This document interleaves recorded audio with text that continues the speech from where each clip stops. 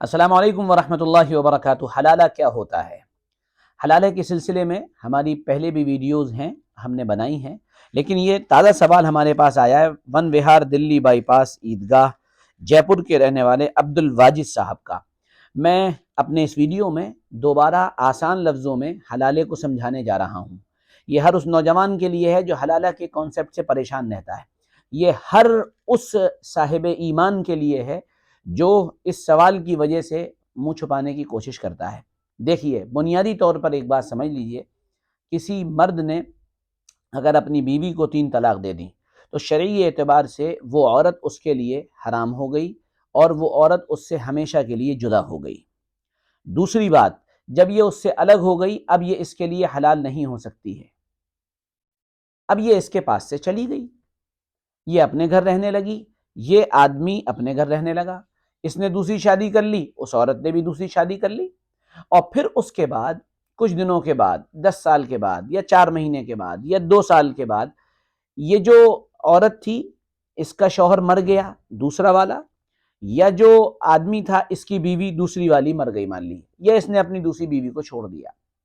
اب ان دونوں پہلے میاں بیوی کو یاد آنے لگی ایک دوسرے کی کہ ہم دونوں کا نکاح ہوا تھا، ہم دونوں ساتھ تھے، اس کے بھی شوہر کا انتقال ہو گیا ہے اور میری بھی بیوی کا انتقال ہو گیا ہے، یا میری بیوی میرے پاس سے چلی گئی ہے۔ تو اب ایسی صورتحال میں ان دونوں نے فیصلہ کیا کہ ہم دونوں آپس میں نکاح کر لیتے ہیں۔ ان دونوں نے آپس میں نکاح کر لیا، دیٹس حلالہ، یہی حلالہ ہے اور یہی جائز ہے اور یہی صحیح شکل ہے۔ نارملی ایک بات بڑی سمجھنے کی ہے، جو حلالے کا کانسیپٹ ہمارے یہاں پیش کیا جاتا ہے وہ یہ ہوتا ہے کہ کسی نے اپنی بیوی کو 3 طلاق دی غصے میں، اب اس کو سمجھ میں آیا کہ یہ تو میں نے غلط کر دیا، اور عورت کو بھی افسوس ہوا۔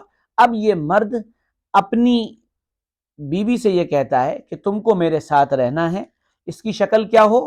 اس کی شکل یہ ہے کہ تمہارا نکاح میں کچھ دن کے لیے کسی دوسرے مرد سے کروا دے رہا ہوں۔ جب دوسرے مرد سے نکاح ہو جائے گا اور وہ 1 دن بعد تم کو چھوڑ دے گا، پھر تم میرے لیے حلال ہو جاؤ گی۔ حلالے کی یہ شکل ناجائز ہے، حرام ہے، غلط ہے، اور شریعت نے اس کی بہت تردید کی ہے، سخت طریقے پہ کنڈم کیا ہے شریعت نے اسے۔